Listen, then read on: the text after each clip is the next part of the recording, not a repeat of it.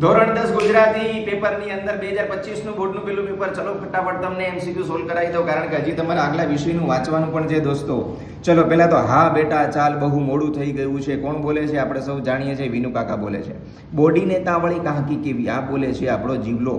આપણી બબલીની જ પગલી જાણે. આની અંદર તમે અહીંયા અથવા અહીંયા કન્ફ્યુઝ થયા હોય તો દોસ્તો એની અંદર આવશે ડુંગરની પત્ની અને બાપ ઢેલ. એ ઢેલ તો આપણા માટે ફેમસ છે, આંબા પટેલ. તો ડ ઈ ક અને બ આપણી ગુજરાતીની ગ્લુકોઝમાંથી દોસ્તો 50 માર્કનું આવ્યું છે. રોકડું બેઠા 50 માર્ક. એની અંદર હવે ગણતા જજો તમે. મેં આ પેજ નંબર સહિત આમાં બધું લખ્યું છે. ચલો એના પછી ભૂલી ગયા પછી કૃતિ, એનો જવાબ છે ત્રીજો પુરુષ. છત્રી કૃતિમાં નિર્દોષ હાસ્ય આવશે અને વટપત્રમાં સુધેલા ભગવાનના મોઢા ઉપર ભુવન મોહક હાસ્ય હતું. ડાંગવનો અને કૃતિની અંદર અહીંયા જો કન્ફ્યુઝ થયા હોય રાજેન્દ્ર શાહમાં અને રાજેન્દ્ર શુક્લમાં તો જવાબ આવશે રાજેન્દ્ર શુક્લ. રાજેન્દ્ર તમે પૂછીને ગયા હોય એવું બને.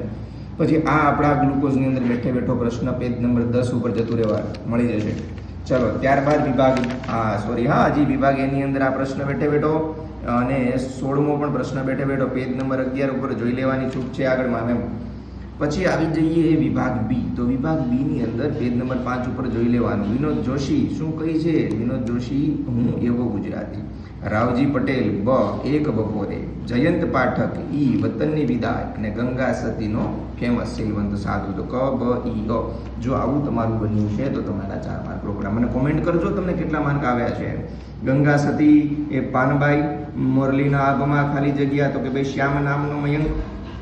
સંબંધોનું મધુર ચિત્ર ચાંદોલિયો કાવ્યમાં છે. અને વતનથી વિદાય થતા કવિ વતન પ્રત્યેનો તલસાટ અનુભવે છે. આ યાદ રાખજો. વૈષ્ણવજનની અંદર પેજ નંબર 9 અને 11 આ પ્રશ્નો રોકડા એટલે 6 માર્ક 3 પૂછાણા છે ભાઈ.